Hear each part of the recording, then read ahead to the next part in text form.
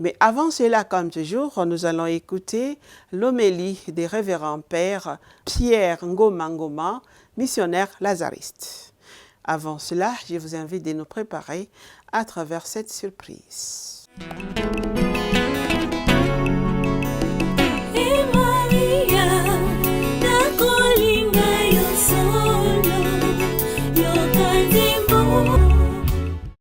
Le Seigneur soit avec vous et avec votre esprit. Évangile de Jésus-Christ selon Saint Luc. Gloire à toi, Seigneur Jésus.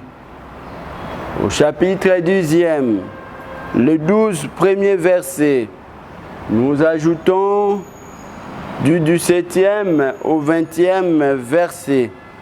En ce temps-là, parmi les disciples, le Seigneur en désigna encore 72, et il les envoya 2 par 2, en avant de lui en toutes villes et localités où lui-même allait se rendre. Il leur dit, la moisson est abondante, mais les ouvriers sont peu nombreux. Priez donc le maître de la moisson d'envoyer des ouvriers pour sa moisson.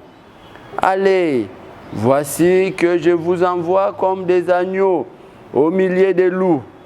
Ne portez ni bourse, ni sac, ni sandales, et ne saluez personne en chemin. Mais dans toute maison où vous entrerez, dites d'abord, paix à cette maison. S'il y a là un ami de la paix, votre paix ira reposer sur lui. Sinon, elle reviendra sur vous.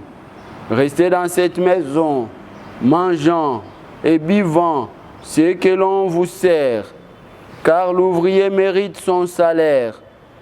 Ne passez pas de maison en maison. Dans toute ville où vous entrerez et où vous serez accueillis, mangez ce qui vous est présenté.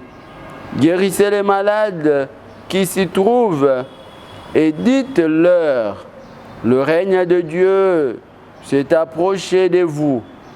Mais dans toute ville où vous entrerez et où vous ne serez pas accueillis, allez sur les places et dites, même la poussière de votre ville collée à nos pieds, nous l'enlevons pour vous la laisser. Toutefois, sachez-le, le règne de Dieu s'est approché. Je vous le déclare, au dernier jour, Sodome sera mieux traitée que cette ville. Les 72 disciples revinrent tout joyeux en disant, Seigneur, même les démons nous sont soumis en ton nom. Jésus leur dit, je regardais Satan tomber du ciel comme l'éclair.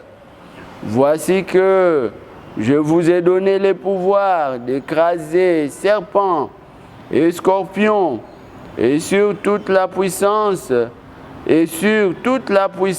l'ennemi. Absolument rien ne pourra vous nuire.